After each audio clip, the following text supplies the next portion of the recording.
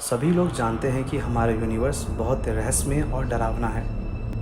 डरावना इसलिए क्योंकि ये एक काला खाली स्पेस है और ना जाने किस किस तरह के चीज़ों से भरा हुआ है। ठीक से देखो तो हर स्टार एंड प्लैनेट्स एक अजीब शक्ल के डरावने से दिखने वाले हैं। कोई लाल तो कोई पीला, चारों तरफ गैस से भरे हुए, कोई बहुत गर्म, कोई बहुत ठंडे, कोई बहुत बड़ा और कुछ तो पृथ्वी से भी छोटे हैं। हर रोज़ हमारे साइंटिस्ट कुछ ना कुछ नया खोज निकालते हैं, क्योंकि स्पेस है ही इतना बड़ा जिसमें कुछ ना कुछ मिलता ही रहता है।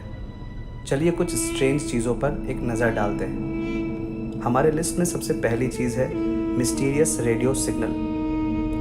चौंका देने वाली बात यह है कि रिसर्चर्स को 2007 से एक स्ट्रेंज रेडियो सिग्नल्स मिल रहे हैं, और ये सिग्नल नॉर्मल रेडियो सिग्नल्स नहीं हैं। ये हैं ultra strong and ultra bite radio signals, जो कि कुछ मिली सेकेंड्स के लिए ही रहते हैं और गायब हो जाते हैं। और इस रेडियो सिग्नल के आने जाने को साइंटिफिक टर्म में फास्ट रेडियो बर्स्ट का नाम दिया गया है।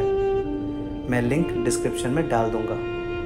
और ये बहुत दूर से आ रहे हैं। बहुत दूर का मतलब बिलियंस ऑफ लाइट ईयर से भी दूर। रिसेंटली साइंटिस्ट ने एक सिग्नल कैप्चर किया है और उसको डिकोड करने की कोशिश जारी है, जो शायद इस सिग्नल मिस्ट्री को सॉल्व कर सके। हमारी लिस्ट में दूसरी चीज़ है न्यूक्लियर पास्ता के बारे में तो आप सब लोग जानते हैं। आइए देखते हैं कि न्यूक्लियर पास्ता क्या होता है। जब कोई स्टार टूटता है, जिसे सुपरनोवा कहते हैं, तो उसके बचे कुचे टुकड़े से जो शेप एंड फॉर्म बनता है, उसे न्यूक्लियर पास्ता का नाम दिया गया है। इसके अलग अलग फॉर्म पास्ता की शक्ल के होते हैं, इसलिए रिसर्चर्स एंड एस्ट्रोफिजिसिस्ट ने इसे न्यूक्लियर पास्ता का नाम दिया। ये स्पेस का सबसे मजबूत मटेरियल है। ये स्ट्रेंज इसलिए भी है क्योंकि जब प्रोटॉन्स एंड न्यूट्रॉन्स आपस में टकराते हैं तो उस टाइम एक बहुत मजबूत ग्रेविटेशनल फोर्स बनता है, जो स्टार को हवा निकले हुए बैलून जैसा स्क्विज कर देता है, और इसी प्रोसेस से स्टार एक्सप्लोड कर जाता है। बट इसके लिए 10 बिलियन टाइम फोर्स चाहिए होता है, और तब न्यूट्रॉन स्टार के सरफेस से कोर तक एक मजबूत मटेरियल बनता है जो पास्ता की शेप में होता है, और इसलिए इसको न्यूक्लियर पास्ता का नाम दिया गया है। हमारे लिस्ट में तीसरा है हाउमिया हैज़ रिंग्स। हाउमिया एक ड्वार्फ यानी एक छोटे से प्लैनेट का नाम है, जो अंडे की शेप का है और नेपच्यून प्लैनेट के आउट सर्किल पर ऑर्बिट करता है, जिसे कुइपर बेल्ट कहते हैं। और इसके खुद के 2 मून हैं, और इसका एक दिन 4 घंटे का होता है, और इसी वजह से इसे सबसे ज़्यादा तेज़ घूमने वाला प्लैनेट बताया गया है। हैरानी की बात यह है कि 2017 में इस डॉर्फ प्लैनेट के इर्द गिर्द एक सर्किल दिखा, जो आप स्क्रीन पर देख सकते हो। रिसर्चर्स ने अनुमान लगाया कि शायद ये छोटे छोटे प्लैनेट के टुकड़े हैं, जो कि आपस में टकराकर बाहरी एटमॉस्फेयर में घूम रहे हैं। ये स्ट्रेंज इसलिए भी था क्योंकि और किसी भी छोटे प्लैनेट के इर्द गिर्द कोई सर्किल नहीं होती है। हमारे लिस्ट में चौथा है a moon with a moon. किसी भी प्लैनेट का खुद का चांद होता है, 1 या 2 या 3। बट साइंटिस्ट के लिए बहुत चौंका देने वाली बात है। रीसेंट रिसर्च एंड कैलकुलेशंस के अनुसार मून के फॉर्मेशन की पॉसिबिलिटीज़ है। एक मून का दूसरा मून होने का ये मतलब है कि सब मून को बहुत छोटा होना होगा, ताकि वो अपने मास्टर मून के इर्द गिर्द ऑर्बिट कर सके। नहीं तो ग्रेविटेशनल फोर्स की वजह से वो अपने मास्टर से टकरा सकता है। इस मिशन के लिए नासा ने स्पेशल टीम बना रखी है, और शायद एस्ट्रोनॉमर्स एंड साइंटिफिक रिसर्चर्स एक दिन इसके अस्तित्व का पता लगा ही लेंगे। हमारे लिस्ट में 5वां है डार्क मैटर। हमारे यूनिवर्स में 85% सेलेस्टियल बॉडी अननोन है, वो भी विजिबल स्पेस में, जो साइंटिस्ट देख सकते हैं। रिसर्चर्स के लिए हैरानी की बात यह है कि इनमें सबसे ज़्यादा डार्क मैटर्स हैं। 2018 में घटी एक घटना ने रिसर्चर्स को सोचने पर मजबूर कर दिया, जब एक पेक्यूलायर गैलेक्सी को ढूंढा गया जिसमें डार्क मैटर ना के बराबर था। डार्क मैटर एक इनविजिबल मैटर है जो बिना लाइट की मदद से ग्रेविटेशनल फोर्स की ताकत रखता है। बिना लाइट के इसको देखना इम्पॉसिबल है, और परेशान करने वाली बात यह है कि शायद ये हमारे बहुत करीब हो और हम इसे देख भी ना सके। अब तक इस मैटर के ग्रेविटेशनल फोर्स एंड मास का पता लगाया जा सका है। हमारे लिस्ट में 6th नंबर पे है अ स्ट्रेंज स्टार। वैसे तो स्पेस में सब कुछ स्ट्रेंज है। एक एस्ट्रोनॉमर तबीता बोयाजियान, जो कि लुइसियाना स्टेट यूनिवर्सिटी की हैं, और उनके कलीग ने एक स्टार की खोज की थी जिसका नाम KIC 846285 रखा गया और इसका निकनेम रखा टैबीज स्टार। इसमें कुछ स्ट्रेंज फेनोमेनन था। ये एक मेगा स्टार है जिसने एलियन सिविलाइजेशन होने पर सवाल खड़ा कर दिए थे, क्योंकि इसके स्टार की लाइट में एक डिमिंग इफेक्ट था जिसे हम लाइट ऑन ऑफ करना कहते हैं, और फिर एकदम से लाइट्स ऑफ हो जाती है। लेकिन कुछ रिसर्च के बाद ये पता लगाया गया कि एलियन नहीं है, डस्ट थे जो कि डिमिंग इफेक्ट दे रहे थे। अब आगे के रिसर्च में क्या पता चलता है ये देखना बाकी है। हमारे लिस्ट में 7th नंबर पर है हाईली इलेक्ट्रिक हाइपेरियन। हाइपेरियन को सैटर्न 7 भी कहते हैं। दरअसल ये सैटर्न का मून है जिसकी खोज विलियम बॉन्ड और उनके 2 बेटे फिलिप्स एंड लैसेल ने की थी। ये अपने उबड़ खबड़ सरफेस के लिए मशहूर है।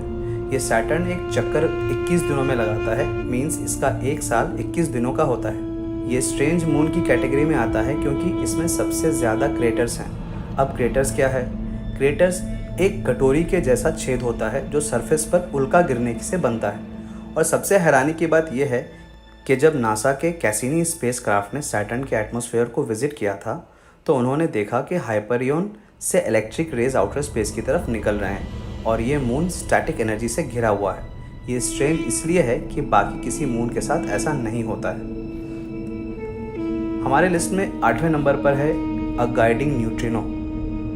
न्यूट्रिनो इलेक्ट्रॉन के जैसा होता है, बस फ़र्क इतना है कि इसमें इलेक्ट्रिक चार्ज नहीं होता है, और अगर है भी तो बहुत थोड़ा। ये ऐसा पार्टिकल है जो पूरे स्पेस में फैला है और इसे डिटेक्ट करना बेहद मुश्किल का काम है क्योंकि इसमें बिजली या गर्मी का कोई साधन नहीं है। स्ट्रेंज बात यह हुई कि 22 सितंबर 2017 में इसी न्यूट्रिनो की एक सिंगल रे हाई एनर्जी के साथ अर्थ पर पड़ी।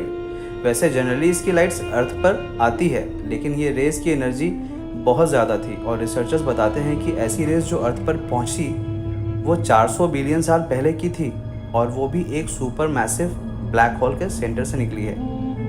आप सोचेंगे कि मैं क्या बकवास कर रहा हूँ, मैं समझाता हूँ सिंपल तरीके से। आप आसमान में किसी भी चीज़ को देखते हो, चाहे मून या स्टार या सन, ये अभी का लाइव सीन नहीं होता है। आप डिस्टेंस के हिसाब से देखते हो, मतलब मून नज़दीक दिखता है फिर भी वो 380,000 किलोमीटर दूर है, और हम मून को 1.3 सेकेंड पुराना देखते हैं। और यही प्रोसेस बाकी सारे सेलेस्टियल बॉडी के साथ है।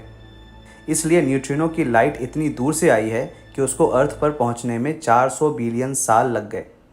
और एक जानकारी और दे दूं, हम जो आसमानों में देखते हैं या साइंटिस्ट ऑब्जर्व करते हैं, ज़रूरी नहीं कि वो सेलेस्टियल बॉडी अभी भी ज़िंदा हो सकता है कि वो ख़त्म हो चुके हों और हम उनका पास्ट देख रहे हों। हमारे लिस्ट में 9th नंबर पर है लिविंग फॉसिल गैलेक्सी। इस गैलेक्सी का नाम DGS81 है। इसे फॉसिल इसलिए कहते हैं क्योंकि इसके स्टार्स आसपास ना होकर पूरे स्पेस में फैले हैं। इस गैलेक्सी का साइज़ हमारे मिल्की वे गैलेक्सी जितना ही है। फ़र्क इतना है कि इसके स्टार्स के दूर होने की वजह से ये गैलेक्सी ऑलमोस्ट इनविजिबल है। रिसर्चर्स का कहना है कि इसकी धुंधली छवि करीब 1 बिलियन साल पहले की या बिग बैंग के कुछ सालों बाद की है, और इसकी ये छवि इसको लिविंग डेड बनाती है। हमारे लिस्ट में last and final infrared stream है। न्यूट्रॉन स्टार तब बनता है जब एक बड़ा स्टार एक्सप्लोड करता है सुपरनोवा प्रोसेस से, और इस प्रोसेस में इलेक्ट्रॉन एंड प्रोटॉन आपस में टकराते हैं तो मेल्ट होकर जो पार्टिकल बनता है उसे न्यूट्रॉन कहते हैं। न्यूट्रॉन स्टार बहुत घने होते हैं और इससे रेडियो वेव्स या हाई एनर्जी के रेडिएशन वेव्स निकलते हैं। लेकिन सितंबर 2018 में एस्ट्रोनॉमर्स ने एक रहस्यमय इंफ्रारेड निकलते देखा जिसके किरण बहुत लंबी थी, और ये एक न्यूट्रॉन स्टार से आ रही थी जो कि हमसे 800 लाइट ईयर दूर है। ऐसा कुछ पहले कभी ऑब्जर्व नहीं किया गया। कुछ खास पता ना लगने पर यह मान लिया गया कि शायद डस्ट की वजह से एक्सरेज इंफ्रारेड रेज में कन्वर्ट होकर दिखाई दे रहे हों। अब कहने को तो बहुत सारे अलग अलग थ्योरीज हैं, जनरल लैंग्वेज में समझना मुश्किल है, इसलिए मैंने वो टॉपिक चूज़ किया जो मैं आपको हिंदी में समझा सकूं। चलिए फिर मिलते हैं ऐसे ही किसी वियर्ड एंड स्ट्रेंज फेनोमेनन वाले टॉपिक पर। तब तक के लिए गुड बाय, टेक केयर।